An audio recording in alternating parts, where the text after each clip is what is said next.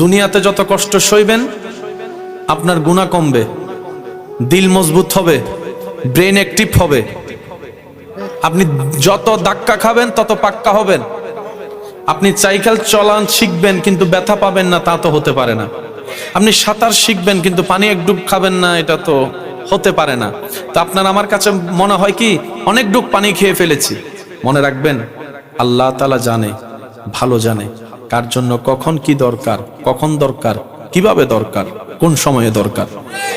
সত্যি করে বলেন, আল্লাহ যদি আপনাকে আমাকে এখন যদি প্রধানমন্ত্রী বানায় দেয়, চালাইতে পারবো? আরে নিজের ঘর চালাইতে পারি না আমরা, কথা বলেন ঠিক কিনা? তো সেজন্য আল্লাহ তাআলা জানেন, ভালো জানেন। সেজন্য বান্দা সর্বদা আল্লাহর উপর খুশি থাকবো। আমরা কোনো আফসোস রাখবো না, পাইলো আলহামদুলিল্লাহ, না পাইলো আলহামদুলিল্লাহ। কারণ দুনিয়াতে আমরা আসার সময় কিছু নিজের করে আনিনি যে হারিয়ে গেলে মনে আফসোস পেতে হবে। নিজের বলতে কিছুই, আওয়াজ দিয়ে বলেন, সবকিছু কার দান? সবকিছু কার দান? আমাদের অর্জন বলতে পৃথিবীতে আসলে কিচ্ছুই নেই, শুধু ঈমান এবং নেক আমল ছাড়া। সেজন্য না পাইলে, হারাই গেলে আফসোস করার দরকার নাই। আল্লাহ দিয়েছেন, আল্লাহ নিয়েছেন, আমাদের নাক গলানোর কোনো অধিকার।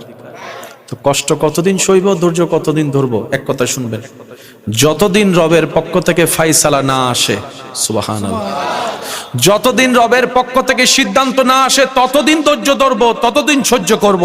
কারণ আমরা জানি ইন্নাল্লাহা মা'আস সাবিরিন। চিৎকার দিয়ে বলেন সুবহানাল্লাহ। বান্দা আপনাকে হাজার পরাজয় করার চেষ্টা করুক, আপনি রবের দিকে তাকাই ধৈর্য ধরবেন। বান্দা পরাজয় করতে চাইবে যাকে, রব্বুল আলামিন দয়া করে তাকে জিতাই দেয়। মনে রাখবেন, জীবন চলার পথে অনেকে বলে আর কত ধৈর্য ধরবো, আর কত সহ্য করব, অনেক হয়েছে, আমি তার পারছি না।